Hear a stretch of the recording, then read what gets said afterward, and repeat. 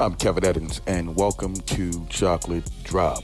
We invite you to be a fly on the wall as we sit with black men and black women from all walks of life and discuss the topic of black love, the issues at hand, and ultimately what's driving black men and black women to date outside the race. Enjoy. Definition of a father. A man, a father. Each brother had something great to say. You know, the way they were raised as a king, as someone to mentor, someone that wasn't even his own, as a direct father with special needs kids. But if you put it all into one melting pot, it all comes out one way. I was raised by my mother and my grandmother. My father and mother split when I was in an early age, around 10. They split, but it was still installed in me to be a great father. To when you're gonna leave that nest, you're gonna take care of your own. My grandmother, my mother, they always say you're gonna raise your kids in the likeness of God, Allah, whoever you follow. I remember when my mother said to me, I wasn't a big church goer, and even to this day, I'm not a big church goer. And my mother would say to me, you got to go to church, you got to go to church. And I would say, what do I need that for? And that's the true fact. And then, you know, as time went on, I would start reading different things. I started saying, you know what, I'm going to follow Islam. I'm going to read the Quran, I'm going to do this, I'm going to do that.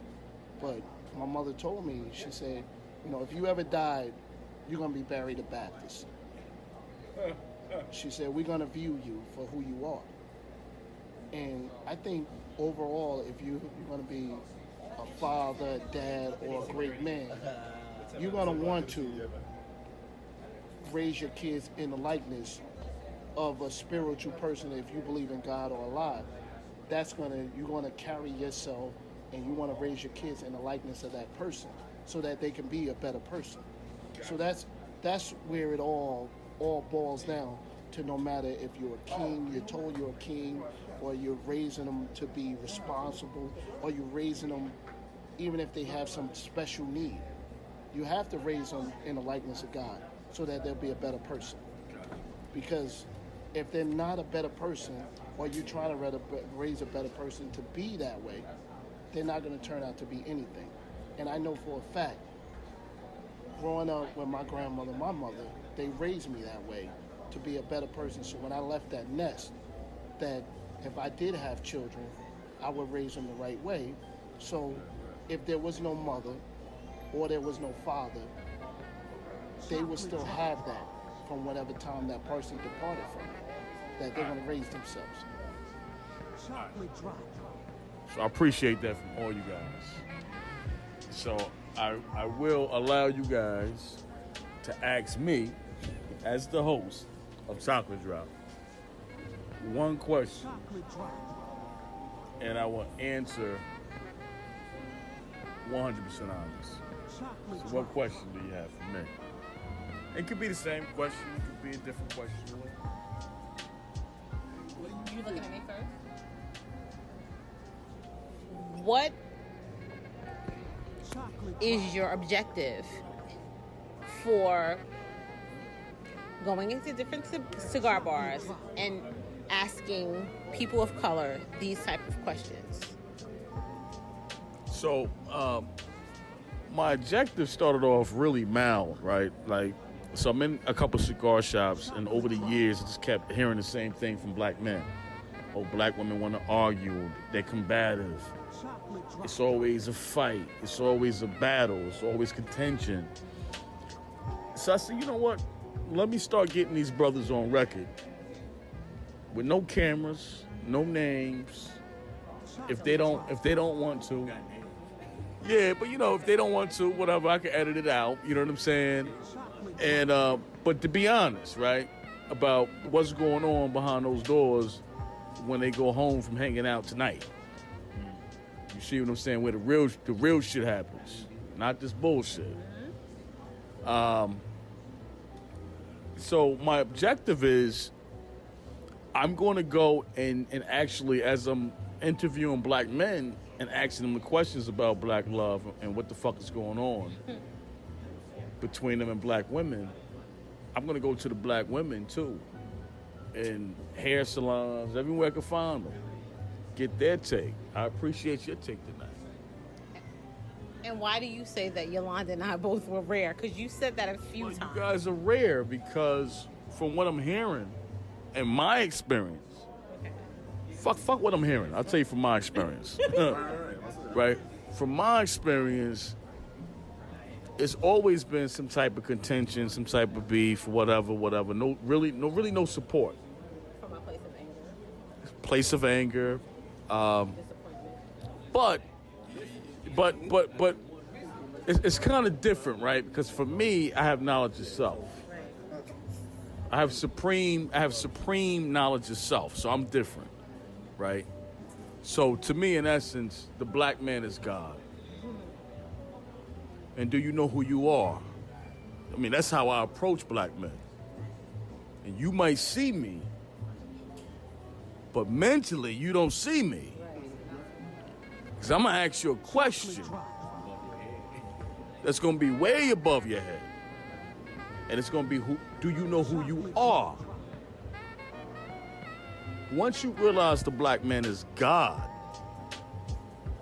the grand architect and the creator of this planet, not God in the sense of the ultimate, or what I call the grand architect, but on this planet, you are gods.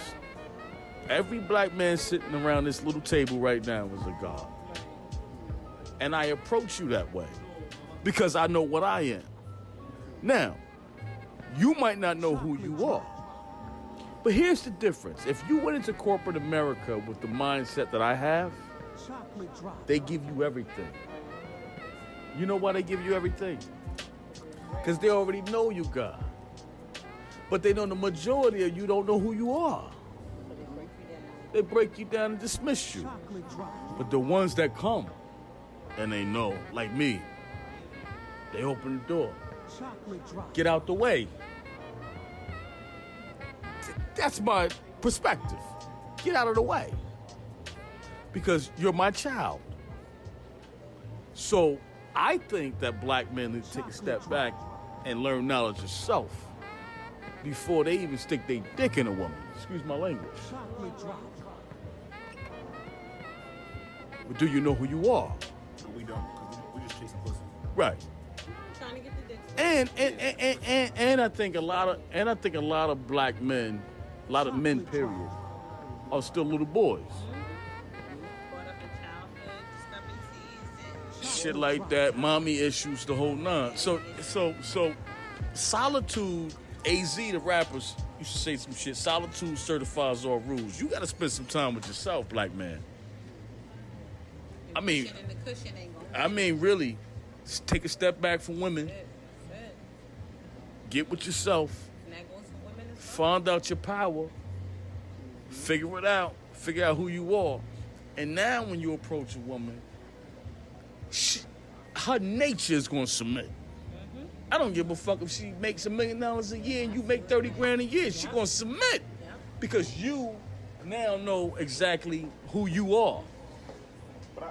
So my whole point of doing this project was to get how black men feel, how black women feel, and then what I'm going to do is bring the people that I post on the podcast together in one room. Yo, that's crazy. Right? That's gonna be crazy. we gonna be acting like. See what I'm saying? Look, yo, they shit gonna be like, what was the WWF shit we used to watch back in the day? The Royal Rumble, Royal Rumble. This shit gonna be the Royal Rumble. Right. WrestleMania.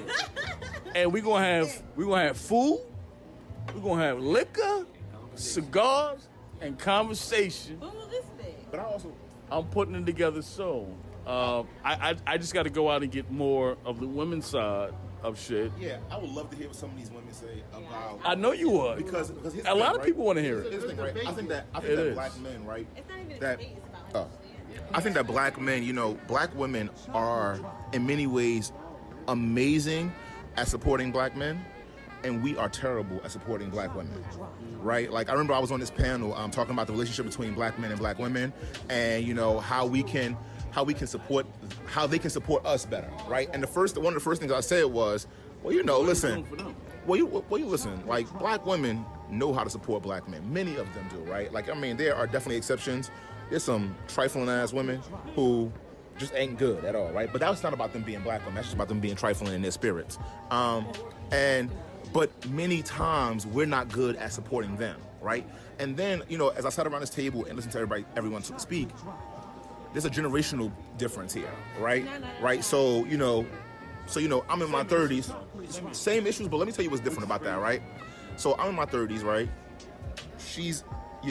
I'm claiming 30 for you, right? But everyone else, 29. But everyone else is 40 plus, right? And I think that you 40 plus.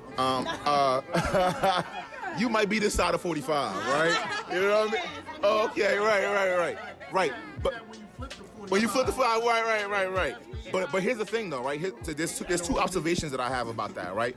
One is when we talk about black love has really changed, right? I think that black love has changed, and part of that is because of experiences. So I tell like OGs, right? I tell like guys who are 40 plus that some of them ruined it for those of us who are 30 plus, right? Like some of y'all, and I like telling them, having this conversation, saying like, some of y'all really fucked it up for us, right? The black men and the black women, right, who are 40 plus, because now I'm 33, right, and the black women who are my peers, right, have been hurt before they ever been hurt. They carrying the hurts of their mamas, right, and their aunts, right, and so now generational stuff, right? Generational hurt. So now, because in many cases, right, they watched their mom never see the commitment or realize the love and the support that they thought they should realize, right? And they saw their dads or their uncles who they felt like weren't shit or were players or whatever, right? So now, the only alternative they have is to be super extra. In some cases, right? So now you can find yourself as a 30-year-old man sitting down with a 30-year-old woman on date number 3, and she's saying to you, "What we doing here?"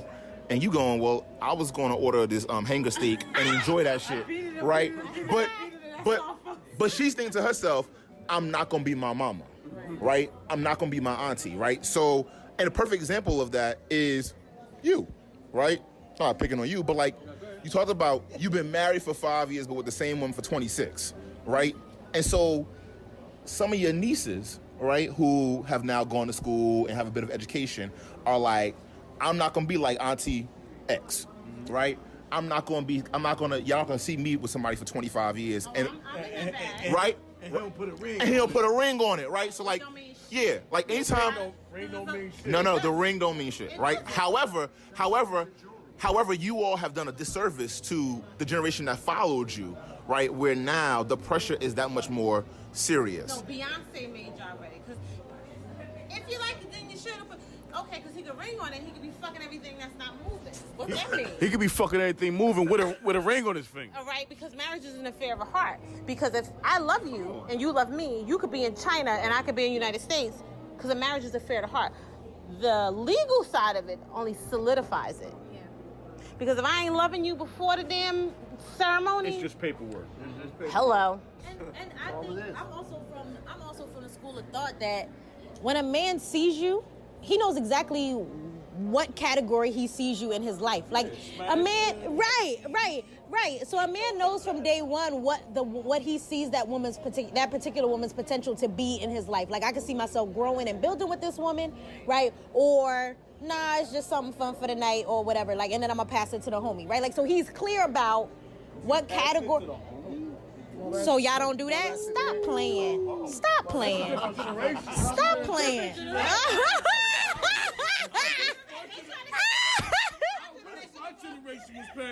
You know what I'm saying? But at the end of the day, I can say, and this is the truth of the matter, right? Like as a young woman that, yeah, like, you know, like, and I've dated. Homie have a shot to hit?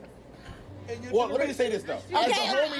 As the homie who has hit after you. Yo, wait, hold on. Because Right. my generation to be like, the chicken be like, Hey, "Oh, listen. your man." Hey, listen. Yo. Hey, listen. Let me just say this. Let me just say this. Isn't that easy now? We selfish. We don't. No. Listen. Sometimes there have been willing passes, and other times, pass? and other times, Motherfuckers are lucky. and other times. No. Hold on, wait. Let me tell you. Hold on. Yo, listen. I'm 40. Listen. I'm 40 years old. You know what I had to do to get a kiss from a chick? What? Listen to me. Wait a minute. Hold on. Wait. In the summertime, I got to come to her block. But chicks don't require that. Wait, hold on. Motherfuckers on the corner Look at me crazy. looking at me crazy. On my way to our house, right? We get on the porch. And you caught the bus there. I caught the bus there. She got 2 brothers, cousins, and the whole nine. I got to damn near fight just to get a kiss. That's over now. That's over. Let alone smell the panties. That's over. So I ain't passing. Can I say this? It's over. After all that work. That was my generation after all that work, and it still don't work out. I had 2 fair ones that got jumped for a kiss, and shit ain't work out. So let me put a twist on this. So I work at Rutgers University and I work for a prison reentry program. What's your position? I don't want to talk about this. XYZ. Shut up. Okay. So let me give you guys all the let me give you the flip side to this, right? So you always hear that young black men are in jail. So all of my students are felons who have served anywhere between 10 to 30 years. Wow. And so many of my students are black men. And I encounter and I have countless by design, right? But yeah, by example, by design. I have so many countless conversations with 34-year-old men who have been in jail since they were 20, 37-year-old men who were in jail since they were 17. Crazy. Who are now back into population, who are literally 37 from a physical standpoint and from they're 22 years old. no, mentally they're 17. They stuck Because from the now time they left. fucking and bucking. And I have to sit there and tell them, hold up, don't feel like you're crazy. Because right now you're doing what you probably would have done had you been 17. So how do you deal with a sister who's 37 and she encounters a young man who's possibly 37? He got good ass credit because he been in jail. He been incubated. Wait. And he hit them with that dope. Well, no, not like that. No, he's 30. Yeah, that in addition He to. ain't having it in a while. Right. No.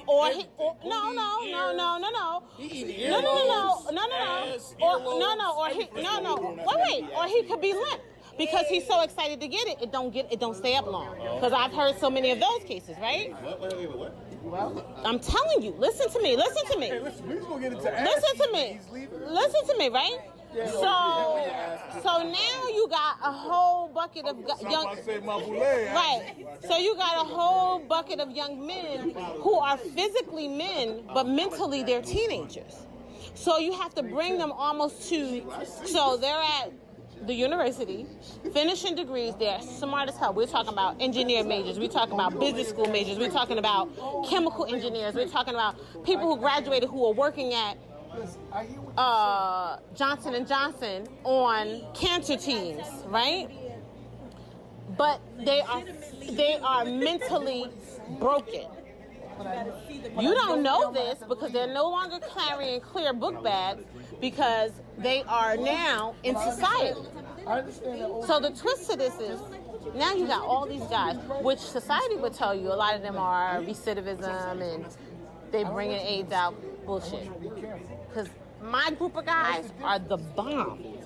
But mentally, they fucking and bucking because they need women to affirm their manhood because they've been around men for the last 17 to 20 years or 30 years of their lives. God damn. Or, let's twist it.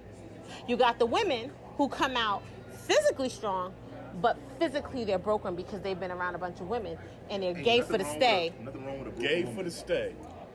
And they're dealing Gay for the with their stay. balance. They're trying to imbalance the fact that, am I gay or do I like men? Or do I go back to what's familiar to me? Because I've been in Edna Mahan for the last 10 to 20 years. So there's so many dynamics to our generation. And you can't tell if I see him. unless he discloses that to me, unless I see him meeting with his probation officer. Because mentally, this motherfucker is on point. He's probably on point averaging a dude that's been out here for the last 10 to 20 years because he ain't had nothing but time to think. But emotionally. But emotionally, he is depleted. He's a kid. And I have to tell my boys. Emotionally stunted? Oh, I think so as a person, but then you have, like I said, a whole nother prison population that's coming out because recidivism is a whole new league that you can't tell. I can't tag Dre and say, oh, he been incarcerated for 20 years. I only see this nice looking brother who I want to get with. He ain't disclosing that information, but he breaking your damn back. But this nigga is mentally fucked up. Wow. So I sit days in my office and talk to these brothers like, listen, stop being deceptive, because if she running out the back door, she coming in the front door, you being deceptive. Am I really being deceptive? Yeah, you are. Because they don't have the fundamentals down of relationships because they've been around men. Only men. And I'm not talking about no crazy stuff that we perceive as people who hear about people who are in prison. I'm talking about literally men who have been around men. Just not being around women. Who are literally boys. Because I sit in my office for hours and be like, yo, I feel like I'm in a 5th grade locker room. Because mentally, they're 5th graders. I talk to my 37 and 40-year-old men and I'm like, these are boys. I look at these guys who've been in 30 years for murder who literally are 30, but mentally they're 20. They could be 60. Mentally they're 20 because they're in the same mentality they were when they went in. That's the deal. No. Because the students come out with associate's degrees. And they'll tell you college changes the conversation in college. But that ain't got nothing to do with relationships. Because I can learn a million things out of a book.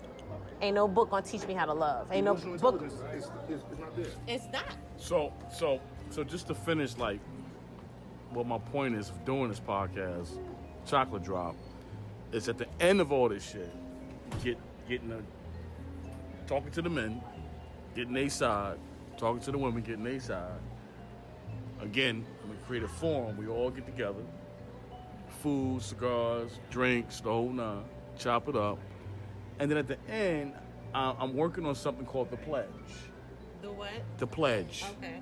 And what's the pledge? Well, the pledge is, I think that we should pledge to black women as black men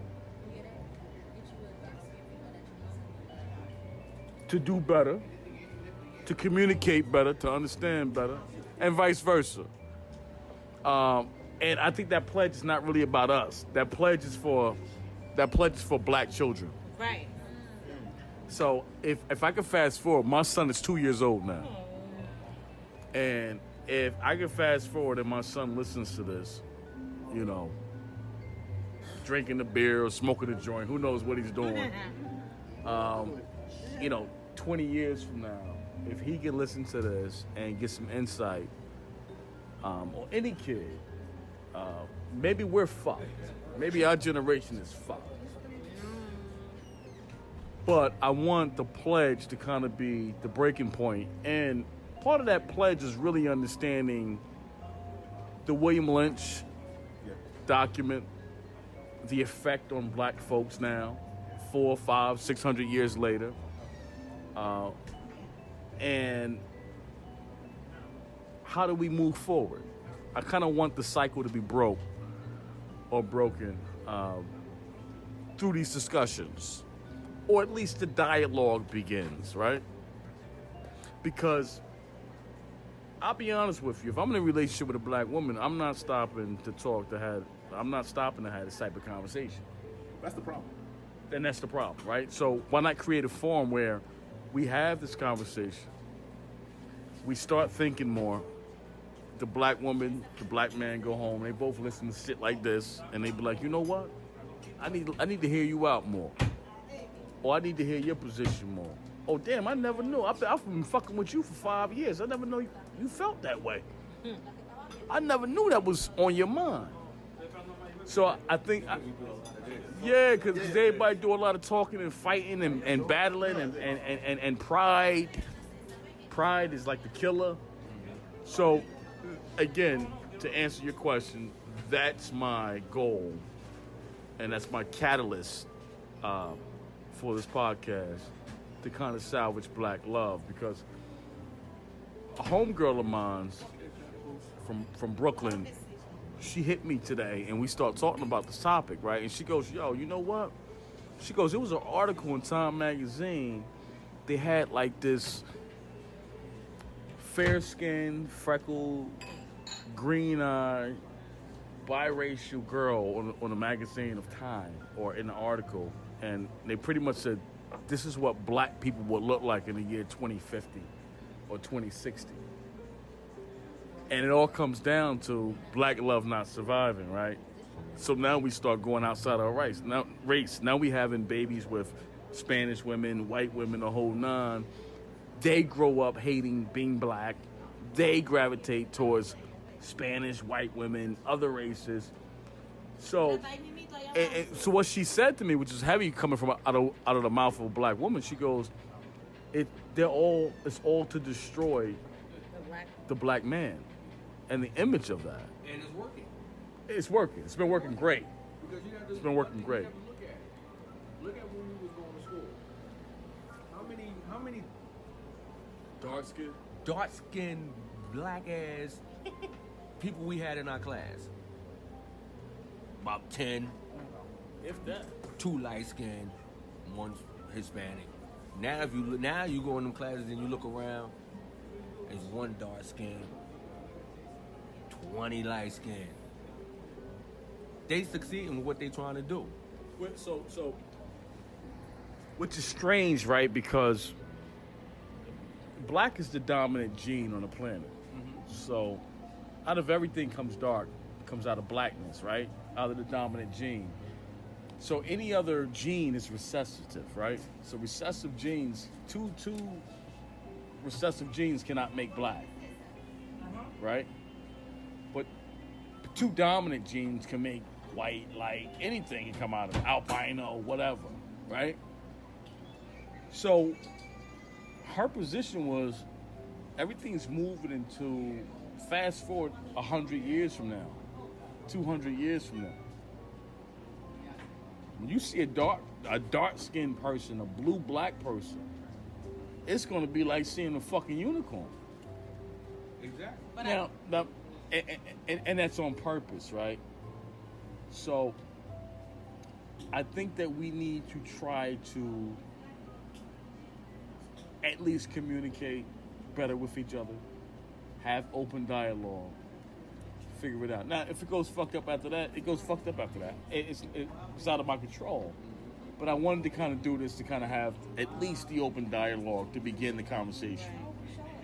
Well, how will you be contacting us for this open? Well, we're going to exchange numbers before I leave. We all want to know who the fuck you are. Yeah. Why? I said my name You got like any more 20 questions for me? times. No, you sure? If any of you guys got any questions for me before I end this podcast tonight, let me know. Look at Yolanda like, yeah, give me the mic. Give me the mic. I want to know what you see the future of Chocolate Drop. How do you see this evolving, right? So we've already talked about the forum that you want to have. We've already talked about the impact that you want to have. But beyond the forum, like what are the next steps of Chocolate Drop? Or is it continued forums? Is it conferences? Is it connecting to life coaches, counselors for black love, for relationships? Like, what does this look like? That would be dope. What does this look She like? got a plan for you. I don't know.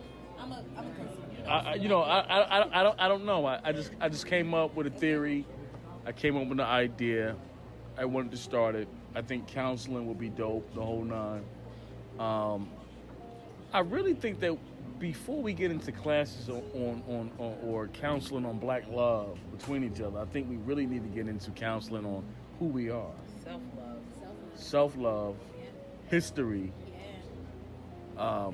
lineage, where we come from, in Africa. Yeah, it's huge.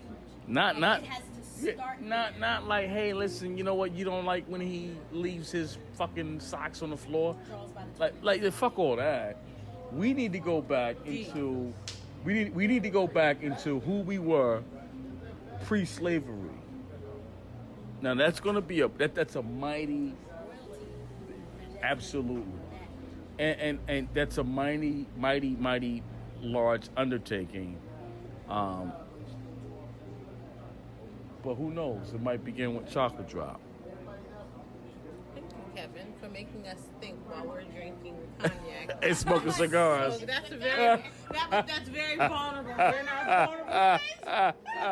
We got good in Good and toasty. Honey Jack is over. Yo, listen, shit, fuck it. So Yolanda and I love being the exception to your rules or what you typically used to, but You guys, and you know what? I think that black women, when they listen to this, I think they're gonna appreciate both of you guys' point of view.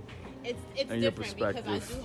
do have, amongst a lot of my girlfriends who are 40 plus and 50 plus, who have not grown up with dads, who have a totally different perspective than I do. Either their fathers died or they just weren't present. Yeah. And most people know how I feel about my father. Like, listen, I'll say- I will cut you over my dead I'll say this, and I'll say this about black men I have conversations with. Like, when you see a white woman that's pretty, you're attracted to, a Spanish woman or whatever, and you might want to gravitate towards that, that's cool. But there's probably nothing on this planet that's more divine, that's more attractive than a chocolate or dark-skinned or brown-skinned black woman that shines. And I explained to the Yolanda as You know what I mean? 12, 13 years her senior, like, we have had these conversations, like, That shit is sexy. right, and she'll tell me, like, yo, I really wanted to be this dude's friend. I'm like, dude, get ready. You know how many, I have to horn them off. Like, nah, bro, I ain't about that. Like, nah, I'm not attracted to you. Yeah. And you have to say it and stand in it. Yeah. Because the attractiveness is not about your physical appearance. It's like, yo, It's about she the overall cool. package, yeah. And the fact that she's pretty and she's educated. And I oh, can that's fuck a with her. whole dime piece. You Yeah. like, nah, bro, I just really wanted to be your friend. Or Yeah. I deal with it every day with Yeah, with my yeah. population. Like, Yeah, I'm, yeah, I'm yeah. genuinely a kind person. I will do what I can to help you. If I can't, I'm leaving. Shut up. But the fact of the matter is that it comes with the Don't oversell your content. I'm just not kind to him. He's annoying. Surface time. Right, You know what I mean? right, So- but Let somebody know you're not that kind. no, Okay. because if I had to bring out the beast, I will. That's when my number streets come out of me. You know what I'm saying? Well, listen, I want to thank all you guys Appreciate you. tonight for giving your perspective. Appreciate you. And And I have a fashion business. go ahead, shout it out. On Instagram, I have a fashion. What's your Instagram? Well, my personal is Tammy Joy, and I just try to do things of What is it, at Tammy Joy? At Tammy Joy, Like- TammyJoy. What, say it again. At Tammy Joy, and my business page is Blessed, BLESSED with _a dime, and I do fashion posts just about every day because how you feel about yourself basically comes from about how you look, if How you dress, that's right. right. So that's what I do. And so just to reiterate the Instagram, it's Tammy with an I. It's Tammy with an I, right? And I have a blog page as well. I'm sorry. So it's Tammy with an I. Tammy with an I, TAMMI Joy. And I use social media as a platform to encourage people. We have enough negativity out there. But on the flip side, I try to show women how to dress sexy and appropriate without having to reveal your physical self. Cause that necklace you got on, that shit's hard. Thank you. That shit is dope. You don't get That shit is dope, yo. Yo, this necklace that she has on is hard. Thank you. That shit is dope. Thank you, Kevin. How are you? So what is in the picture of the necklace? Stop playing, Kevin. I don't know. It's just pretty. That's just dope. Eric, shut up! Is that aluminum foil? No, I'm just playing. I'm just playing. Yo, no, but all jokes aside, that shit is dope. Thank you, Kevin. And that's the first thing I noticed that was on you. Thank you. And you dress nice, and you look beautiful. Thank you. And so is she, right? Yolanda is beautiful. She's dressed nice. And she's the dean. I can't show you guys video or images. She's a dean, but these women are beautiful. They're black, and they're cutting edge. They're different. They're different from You gotta what be odd to be number one. they're different from what I've been talking to men about. The type of women. So I appreciate you guys. Thank you, Kevin. And your last name? Eddens. Eddens. EDIN. EDDENS. Eddens. E, I appreciate you. Let him go. I thank you for this opportunity here. just to voice my side of this. You know, The Latin love. Thank you for I appreciate you. Thank you for having me, and I enjoyed everybody's opinion on this situation. Yolanda, I appreciate you. The original chocolate drop. I'm only 5 foot tall. I'm a Sagittarius. I like long walks on the beach. It's gotta be a different way, yo. She's a cutie. She's a cutie too. Be a different way, yo. Khalil. Yo, bro, good job, man. Thank you. Good job. All right. And that concludes this episode of Chocolate Drop. Chocolate drop.